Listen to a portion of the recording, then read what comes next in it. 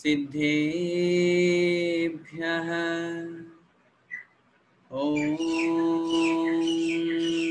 नमः सिद्धेभ्यः ॐ नमः सिद्धेभ्यः नमः श्रीवर्धमानाय निर्धूतकलिलात्मने सालोकानां त्रिलोकानां यद्विद्यादर्पणायते।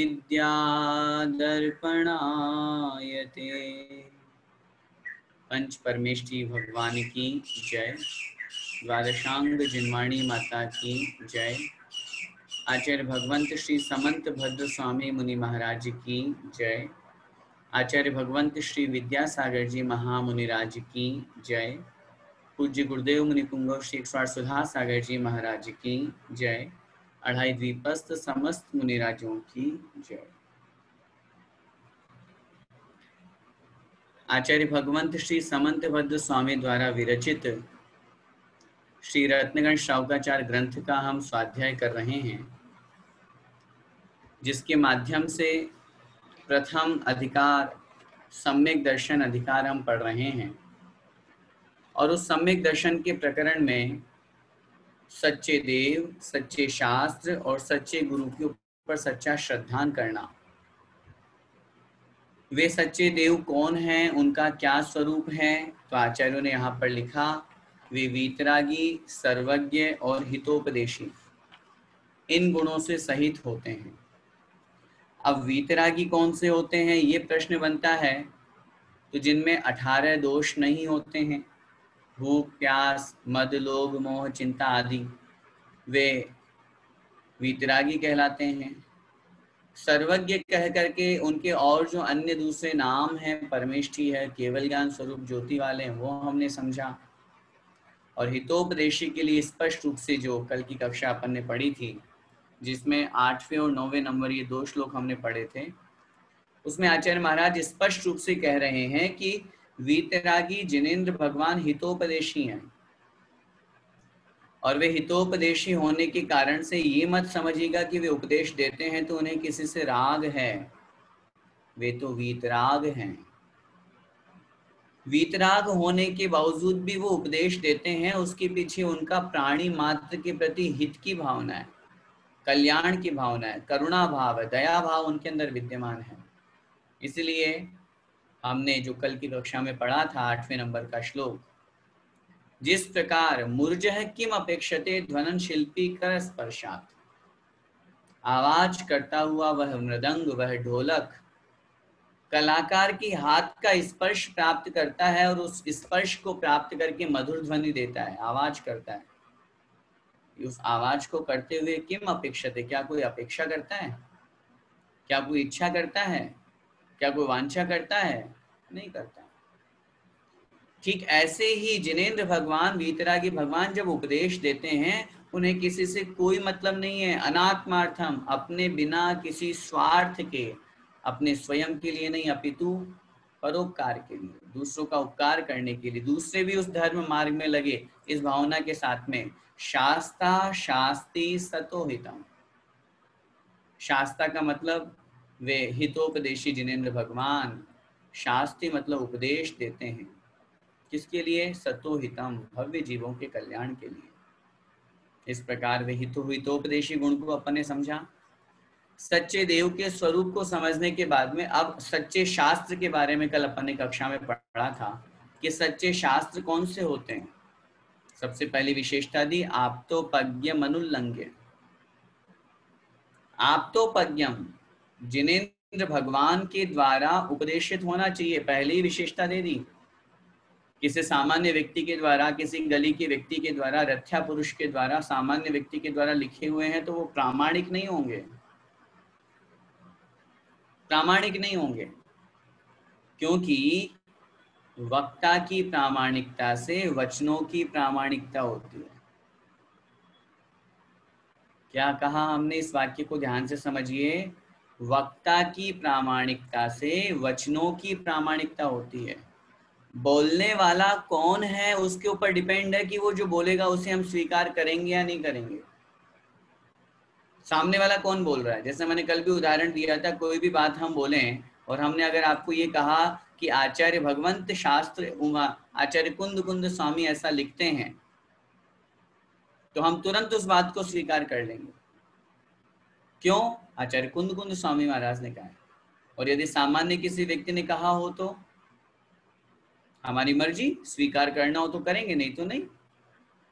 वक्ता की प्रामाणिकता, वचनों की प्रामाणिकता वक्ता से होती है, जिनेंद्र भगवान के द्वारा जो कहे हुए होने चाहिए, अनुल्लंघ्य, किसी के द्वारा लंघनीय नहीं हो, कोई उन्हें उल्लंघन न कर पाए उनके वचनों का।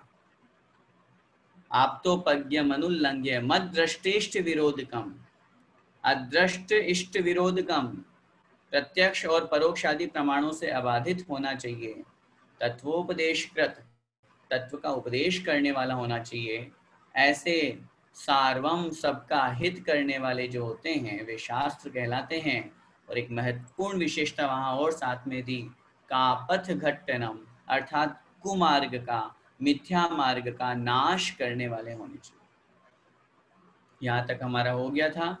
आइए अब इसी क्रम में हम आगे बढ़ते हैं, क्योंकि उस पहले उस सम्यक दर्शन वाले श्लोक को स्मरण कीजिए जहाँ सच्चे देव, सच्चे शास्त्र और सच्चे गुरु का स्वरूप बताया।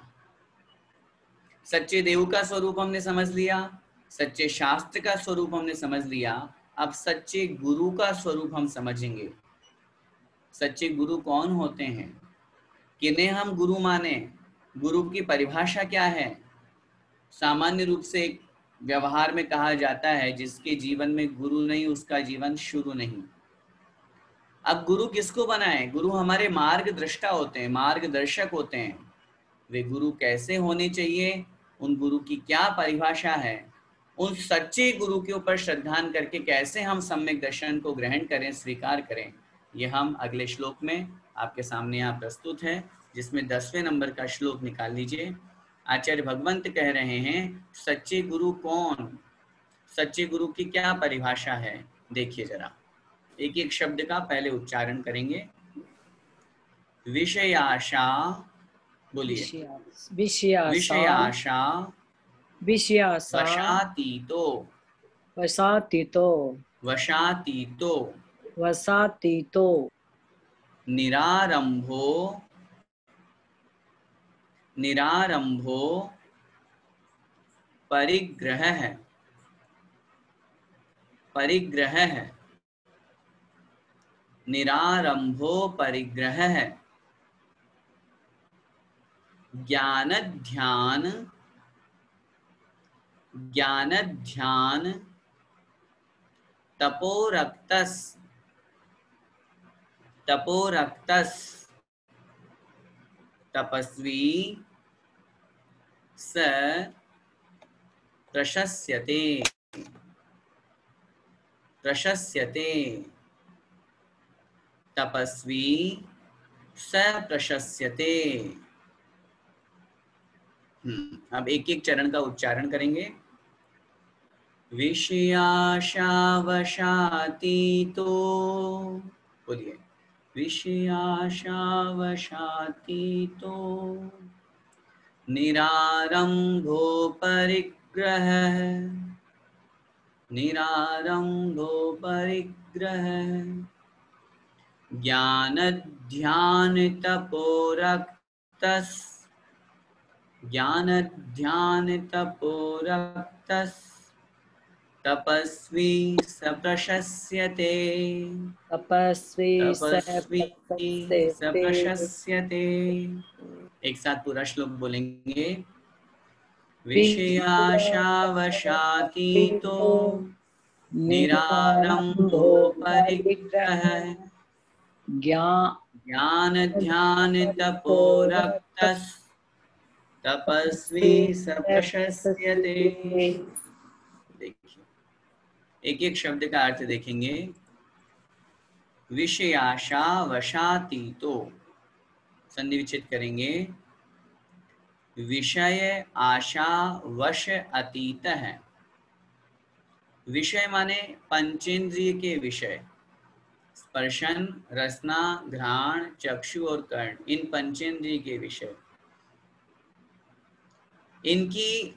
इनके वश की आशा से जो अतीत हैं। विषय आशा वश अतीत है। पंचेंद्रियों की जो आकांक्षा है, इच्छा है, उसके वश से या उसके वशीभूत होने से जो रहित हैं, अतीत हैं, दूर हैं। कहने का तात्पर्य है जो पंचेंद्रिय के विषयों की इच्छा से बहुत दूर है, उनमें नहीं फंसे। दूसरा विशेषण निरारंभो परिग्रह है। संधि विच्छेद करेंगे, निरारंभ है, अपरिग्रह है। निरारंभ है, आरंभ से जो रहित हैं, हिंसा आदि जो पाप हैं उनसे जो रहित हैं। आरंभ का मतलब होता है हिंसा, मन वचन काय कृत कारित अनुमोदना से जो हिंसा नहीं करते। अपरिग्रह है, परिग्रह से जो रहित हैं। तीन विशेषताएं दी। पंचेंद्रिय की विषयों की आशा से जो दूर हैं, उससे रहित हैं। आरंभ से जो रहित हैं और परिग्रह से जो रहित हैं। और आगे ज्ञान ध्यान तपो रक्तस, ज्ञान ध्यान और तप में जो रक्त हैं, तल्लीन हैं, लगे हैं। बस एक ही काम, ज्ञान ध्यान और तप करना। तपस्वी, तपस्वी मतलब गुरु, तप करने वाले वे गुरु। सह मतलब वह है, प्रशस्यते प्रशंसनीय है, अर्थात उन्हें गुरु कहा जाता है। वह सह मतलब वह है, तपस्वी माने सच्चा गुरु, प्रशस्यते प्रशंसनीय हैं, कहे गए हैं। अब समझिए भावार्थ। तीन से रहित और तीन से सहित। तीन से रहित कौन कौन से? पंचेंद्रिय की विषयों की आशा से जो दूर है, आरंभ से जो दूर है और परिग्रह से जो दूर है। तीन से तो हो गए रहित, और तीन से सहित में ज्ञान ध्यान और तप से जो सहित हैं, तो ये तीन से सहित हो गए। अब समझिए, सच्चे गुरु की हम बात कर रहे हैं। हम बहुत स्पष्ट इस बात को कहें, जो निर्ग्रंथ दिगंबर होते हैं वे सच्चे गुरु हैं। पंचेंद्रिय की विषयों की आशा इच्छा, स्पर्शन रसना घ्राण चक्षु और कर्ण। स्पर्शन इंद्रिय, गर्मी लग रही है, स्पर्शन इंद्रिय कहेगी भैया जरा एसी चालू करो बढ़िया फुल टेम्परेचर पे, कूलर चालू करो, पंखा चलाओ। सच्चे गुरु वे हैं जो उस गर्मी को शांत भाव से सहन करते हैं। चाहे गर्मी हो, चाहे सर्दी हो, चाहे बरसात हो, सर्दी में हीटर नहीं चलाते। अपने निमित्त से हिंसा से अतीत हिंसा से दूर रहते हैं। ये नहीं है कि अपनी स्पर्शन इंद्रिय की लोलुपता में जीवों की हिंसा कर दे, एसी कूलर पंखा आदि का यूज करें, हीटर आदि का यूज करें। सच्चे गुरु की हम बात कर रहे हैं। अब आप दुनिया में जितने भी गुरु हैं उन सबको अपने सामने रखिए और फिर एक एक को दृष्टिगोचर करते हुए समझिए कि सच्चे गुरु कौन। हम जितने भी गृहस्थ हैं, वस्त्रधारी हैं, बिजली पंखा आदि का उपयोग करते हैं, हम गुरु नहीं हो सकते। चाहे कोई कितना ही ज्ञानी विद्वान क्यों ना हो, चाहे कोई कितना ही समझदार विवेकी क्यों ना हो, लोक में जिनकी खूब बड़ी मान्यता क्यों ना हो, गुरु तो वही कहलाएंगे जो निर्ग्रंथ दिगंबर होंगे। पंचेंद्रिय की विषयों की आशा से दूर है, रसना इंद्रिय की लोलुपता में ये भावना नहीं रखते कि मुझे ये खाना है, भक्ष्य अभक्ष्य का विचार नहीं रखते। वे पूर्ण रूप से ऐष्णा समिति का पालन करके 46 दोष टाल करके शुद्ध आहार लेते हैं। घ्राण इंद्रिय की लोलुपता में फंस करके दुर्गंध के प्रति द्वेष और सुगंध के प्रति राग नहीं करते सच्चे गुरु। मुझे एक प्रसंग याद आ रहा है। एक बार आचार्य श्री विहार कर रहे थे और विहार करते करते एक जिस स्थान पर उनको पहुंचना था, संयोग की बात अंधेरा होने लगा तो चूंकि रात्रि में अंधेरे में मुनिराज विहार नहीं करते हैं, तो उन्हें जहाँ पहुँचना था, जो उन्होंने टारगेट भी यहाँ 4-5 किलोमीटर पे यहाँ पहुँचना है, वो नहीं पहुँच पाए और एक बीच में ही फार्म हाउस पर उनको रुकना पड़ा। फार्म हाउस चूंकि अन्य अदर कास्ट के किसी व्यक्ति का था, साथ में जो चल रहे भक्तगण थे, उन्होंने जाकर के उनसे बात की और बात करके उनको राजी कर लिया। बोले हाँ 3 कमरे हैं, मैं अपना पूरा सामान एक कमरे में शिफ्ट कर देता हूँ, 2 कमरे आप आराम से उपयोग कर लीजिएगा, आपके महाराज जी लोग ठहर जाएंगे। संग भी बड़ा था, रुकवा दिया। आचार्य श्री वहां तखत पे बैठ गए जिस कमरे में उनको रुकने की व्यवस्था थी। सब श्रावक जो बैठे हुए थे, दूसरे अन्य मुनि महाराज दूसरे कमरे में ठहर गए। सब लोग अपनी अपनी व्यवस्था में लग गए। थोड़ी देर बाद में सब श्रावकों ने जब देखा कि सब व्यवस्थित हो गया, तो वो आचार्य श्री की वैयावृत्ति के निमित्त उनके कमरे में पहुंचे। शाम ही थी, रात नहीं हुई थी। जैसे ही वो वहां पहुंचे तो उन्होंने देखा कि वहां से बहुत भयंकर दुर्गंध आ रही है, स्मेल आ रही है, क्योंकि पास में ही वॉशरूम बने हुए थे। और चूंकि अगर पहले से रुकने की व्यवस्था की कोई बात होती तो उनकी सफाई हो जाती, लेकिन ऐसी कोई स्थिति थी नहीं। तो उन श्रावकों ने सोचा कि हमें तो यहाँ 2 मिनट नहीं बैठा जा रहा है, आचार्य श्री पूरी रात कैसे निकालेंगे। उन्होंने उस फार्म हाउस के ऑनर से बात की और कहा कि भाई देखो, इतने बड़े महान आचार्य हमारे गुरुजी हैं, ये कैसे रुकेंगे यहाँ, आपसे रिक्वेस्ट है थोड़ा सा ये जो कमरा है जिसमें आपका थोड़ा बहुत सामान है, इसको साइड में कर दो ताकि यहाँ इस कमरे में रुक जाए। व्यक्ति बड़ा श्रद्धास्पद था, उसके मन में भावना भी थी। उसने कहा हाँ बिल्कुल कोई दिक्कत नहीं, आप यहाँ व्यवस्था कर देते। श्रावकगण जब आचार्य श्री के पास में पहुंचे, उनसे निवेदन किया हाथ जोड़ करके, आचार्य श्री यहाँ बहुत दुर्गंध है, बहुत स्मेल आ रही है, हमसे 2 मिनट नहीं बैठा जा रहा, रात्रि भर निकालना बहुत मुश्किल होगा, आपसे निवेदन है कि वो कमरा ठीक करवा दिया है, आप वहां विश्राम कर लीजिए। आचार्य श्री नहीं माने। आचार्य श्री नहीं, मैं यहीं ठीक हूँ। श्रावकों ने फिर निवेदन किया। आचार्य श्री ने उत्तर दिया, देखिए घ्राण इंद्रिय के 2 विषय हैं। अब आचार्य श्री का उत्तर ध्यान से सुनिएगा। घ्राण इंद्रिय के 2 ही तो विषय हैं, सुगंध और दुर्गंध। सुगंध में सूंघता नहीं, क्योंकि उसको सूंघने से राग होगा, तो मेरे राग के कारण से कर्म बंद होगा। और दुर्गंध के प्रति मैं द्वेष रखता नहीं, क्योंकि द्वेष रखूंगा तो भी कर्म बंद होगा। मेरे लिए तो दोनों समान हैं और मैं यहां से कहीं नहीं जा रहा। और कहते हैं सिर्फ उतने ही समय नहीं, उस दिन पूरी रात्रि आचार्य श्री ने बिना सोए बैठ करके सामायिक नियम करा। इन्हें कहते हैं सच्चे गुरु। यह है सच्चे गुरु की परिभाषा, जिन्हें कोई सुगंध दुर्गंध का कोई लेना देना नहीं। और आचार्य श्री स्पष्ट कहते हैं प्रतिकूल परिस्थितियों में निर्जरा ज्यादा होती है। प्रतिकूल परिस्थिति थी, जानबूझ करके वहां रुक गए। चाहते तो चेंज कर सकते थे, लेकिन नहीं, निर्जरा के निमित्त उपलब्ध कराते हैं।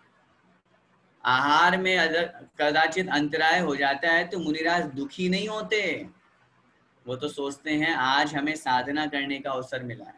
हाँ, अपन लोग दुखी होंगे, अपने को दान देने का मौका नहीं मिला, आहार ध्यान का मौका नहीं मिला, अपने मन में ये भाव आएगा, लेकिन मुनिराज कभी दुखी नहीं होते।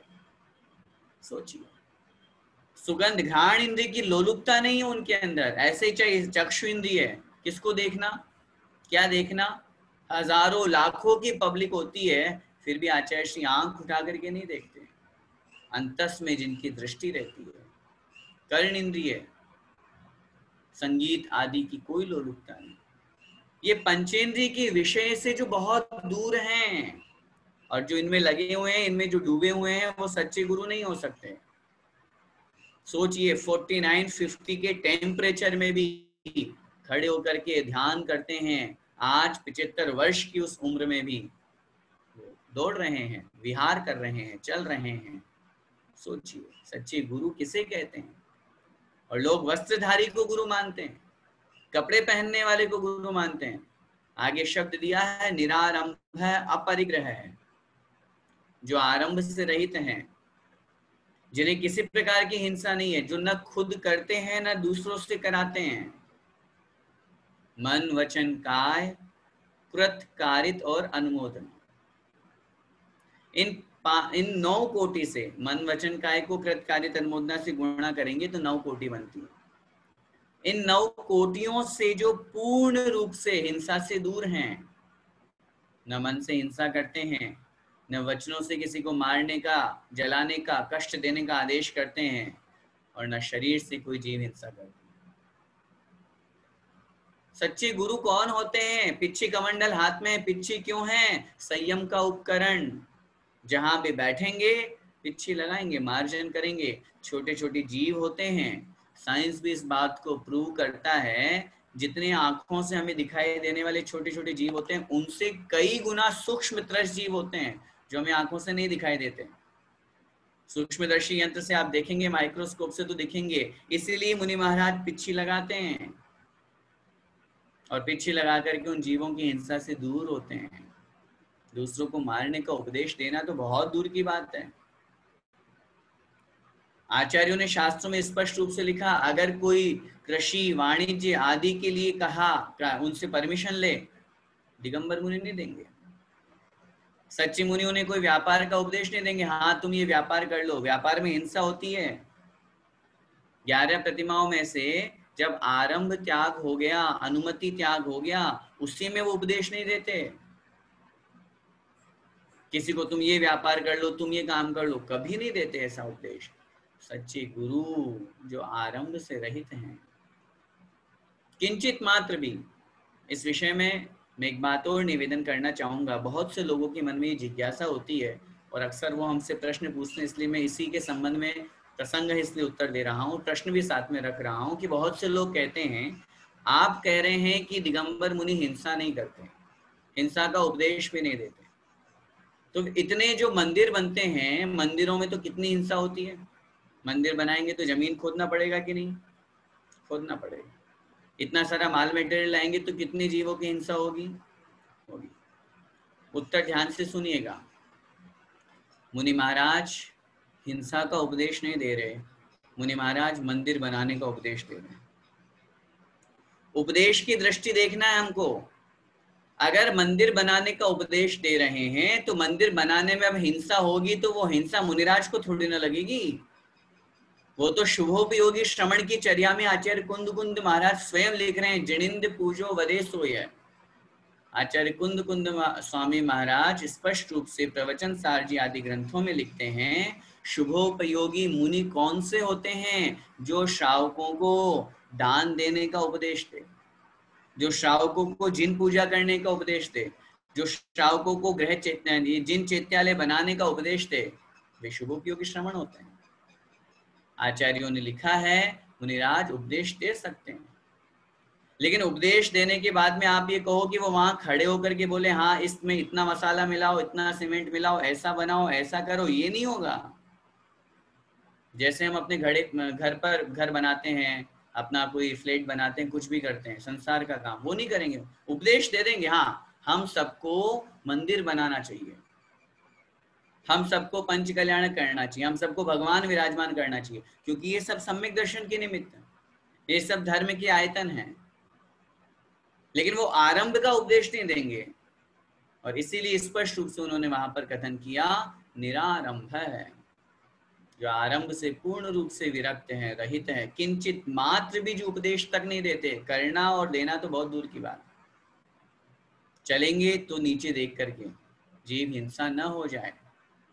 और ये बात और अच्छी तरह से समझिएगा, हिंसा किसे कहते हैं उसकी परिभाषा, प्रमत्ति योगात् प्राण व्यपरोपणम हिंसा। प्रमाद के योग से यदि प्राणों का घात होता है तो उसका नाम है हिंसा। प्रमाद के योग से, कषाय के कारण से, कषाय के कारण से। क्योंकि आचार्य ने लिखा है, अगर मुनि महाराज चल रहे हैं, एरिया समिति से चल रहे हैं, 4 हाथ जमीन देख करके चल रहे हैं, और फिर भी कदाचित कोई सूक्ष्म जीव उनके पैरों के नीचे आकर के मरण को प्राप्त हो जाता है, तो मुनिराज को हिंसा का दोष नहीं लगेगा, क्योंकि वहां उनका उद्देश्य हिंसा करना नहीं है। वो तो चल रहे हैं और बहुत अच्छी तरह से देख करके चल रहे हैं, पूरा आगम के अनुसार चर्या करते हुए चल रहे हैं, तो ऐसी स्थिति में उनको दोष नहीं लगेगा, क्योंकि यत्नाचार पूर्वक प्रवृत्ति है, देख करके चल रहे हैं। इसलिए निरारंभ है, आरंभ से जो रहित हैं। अब स्वयं विचार कीजिए, पंखा कूलर एसी का उपयोग करेंगे तो क्या हिंसा नहीं होगी? और इस विषय में और इसके साथ में ये और निवेदन करना चाहूंगा, अन्य संप्रदाय वाले या दिगंबर अवस्था के अलावा जितने भी वस्त्रधारी हैं, क्या वे सच्चे गुरु की कोटि में आएंगे? आगे शब्द दिया अपरिग्रह है। परिग्रह से जो रहित हैं, जिनके पास में किंचित मात्र भी परिग्रह नहीं है। आचार्य कुंद कुंद स्वामी महाराज ने एक गाथा लिखी, जहजाय रूव सरिसम तिलतुस मित्तम्ण गिहदि हत्तेसु जय ले अपभव्यम तत्तो पुण्य जाय निगोदम। यथाजात नग्न दिगंबर मुद्रा को धारण करके, नग्न दिगंबर मुद्रा यथाजात, यथाजात मतलब जैसे जन्म हुआ। जब हमारा जन्म होता है तब हमारे पास कोई परिग्रह होता है? शरीर पर कोई धागा, कोई कपड़ा, कोई रुपया पैसा, कोई जमीन जायदाद कुछ लेकर के आते हैं हम? कुछ नहीं। उस यथाजात नग्न दिगंबर मुद्रा को धारण करके तिलतुष मित्तम न गहदि हत्तेसु, तिल में से तेल निकल जाता है तो क्या बचता है? छिलका, तुष, जिसकी कोई वैल्यू नहीं है। उस तिल की तुष के बराबर मात्र भी परिग्रह अपने हाथों में ग्रहण नहीं करते हैं, अपने पास में नहीं रखते हैं। और आचार्य भगवान कुंद कुंद जैसे महान आचार्य बोल रहे हैं और लिख रहे हैं, जय ले अपबहुयम तत्व पुण्य जाय निगोदम। यदि कोई थोड़ा सा भी अपने पास में परिग्रह रखते हैं तो वो परिग्रह का, वो निगोद का पात्र होता है। तत्व पुण्य जाय निगोदम। आचार्य कुंद कुंद महाराज स्पष्ट कह रहे हैं।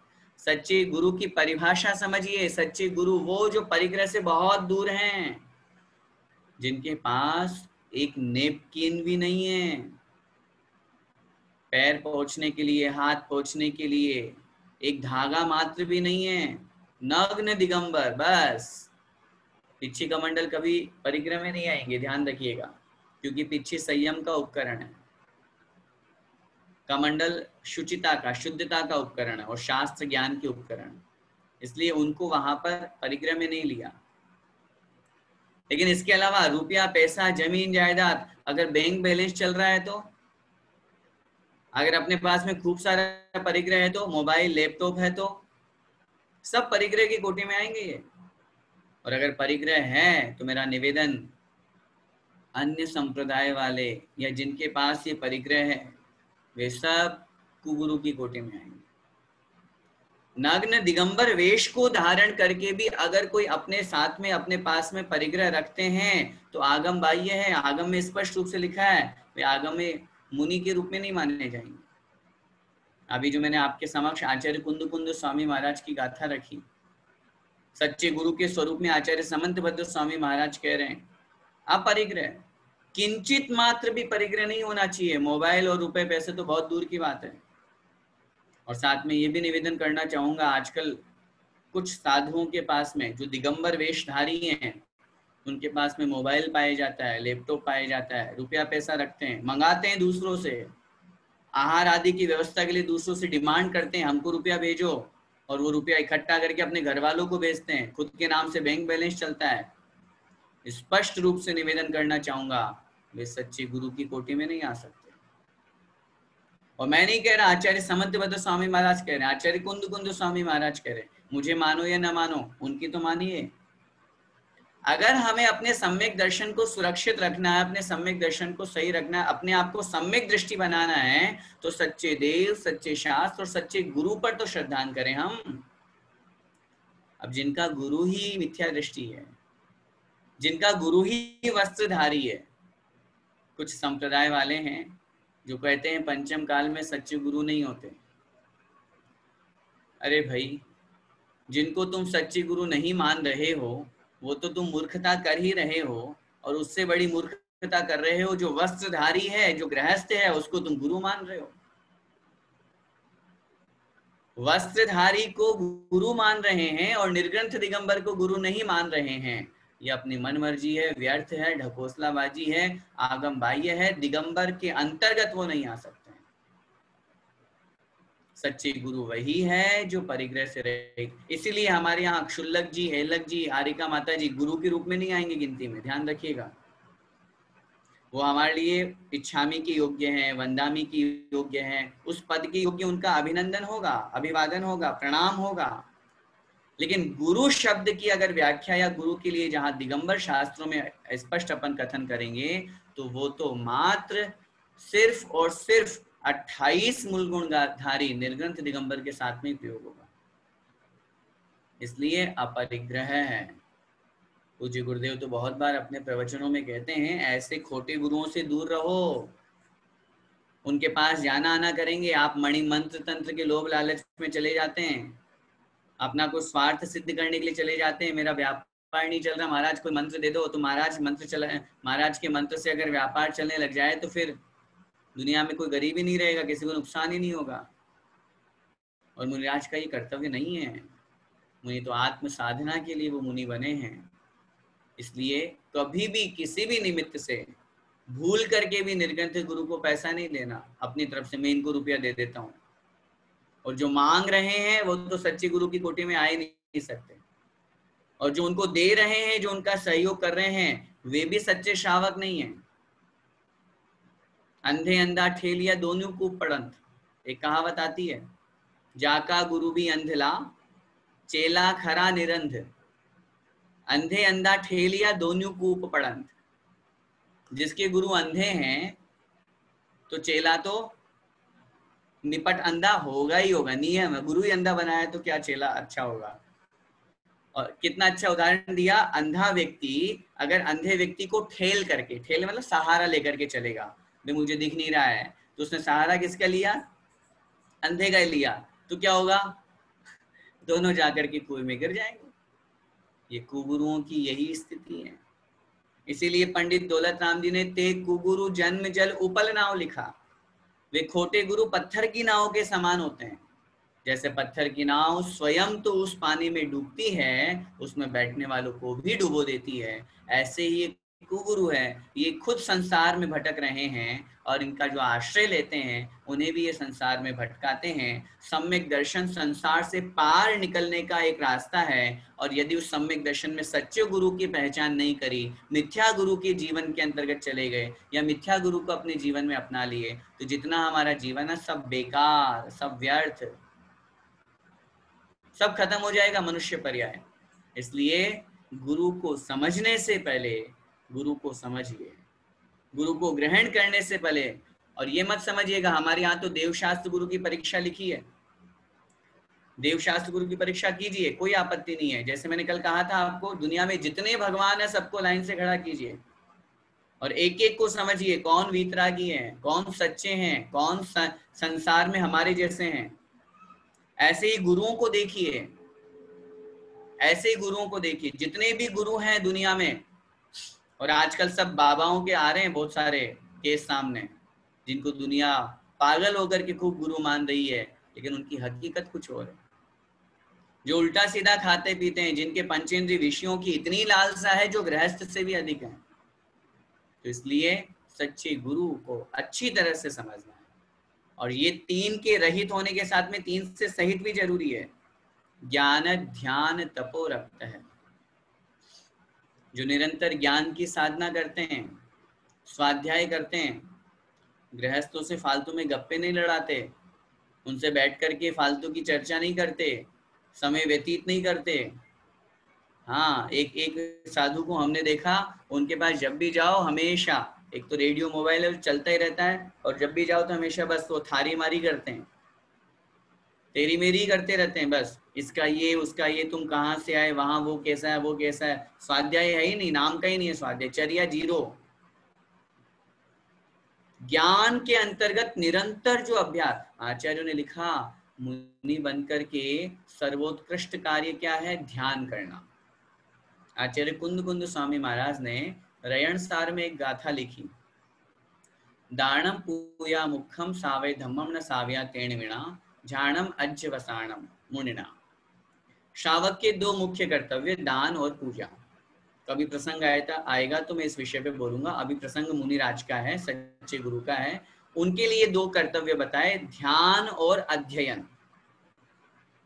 स्पष्ट रूप से लिखा उन्होंने, पहला कर्तव्य है ध्यान, ध्यान कीजिए, अपने मन को एकाग्र कीजिए, अपने आत्मा में स्थिर होने का प्रयास कीजिए। अगर उतना नहीं कर पा रहे हैं तो फिर दूसरा कर्तव्य अध्ययन, क्योंकि जब स्वाध्याय करते हैं, अध्ययन करते हैं, तो रुचि होने से मन लग जाता है, और मन लग जाने के कारण से वो कार्य हमारा सिद्ध हो जाता है, होने लगता है। इसलिए स्पष्ट रूप से आचार्यों ने वहां पर कथन किया, ज्ञान ध्यान तपो रक्त है, जिनका निरंतर एक ही कार्य है, ज्ञान की साधना करना, ध्यान करना, एकाग्र चित्त होकर के अपने मन को वहीं पर अच्छी वस्तु में केंद्रित करना, और तप की साधना करना, क्योंकि बिना तपे आज तक किसी को मुक्ति प्राप्त नहीं हुई। महान वही बनता है जो महान कार्य करता है, जो तपस्या करता है, जो तप करके। जितने भी मुनिराज मोक्ष गए, जितने भी तीर्थंकर भगवान मोक्ष गए, बिना तपे कौन गया? इसलिए ज्ञान ध्यान और तप में जो हमेशा तल्लीन रहते हैं, लवलीन रहते हैं, लगे रहते हैं, ऐसे मुनिराज सच्चे गुरु कहे जाते हैं, वे ही प्रशंसनीय हैं। समय चूंकि हो रहा है आज, इसीलिए अपन इसी एक श्लोक के माध्यम से, जरूरी नहीं है कि 2 श्लोक हो, अगर एक श्लोक भी अपने को बहुत अच्छी तरह से समझ में आ रहा है, और चूंकि सच्चे गुरु का प्रसंग है और सम्यक दर्शन का वर्णन है, तो सच्चे देव, सच्चे शास्त्र और सच्चे गुरु को तो समझना अनिवार्य है।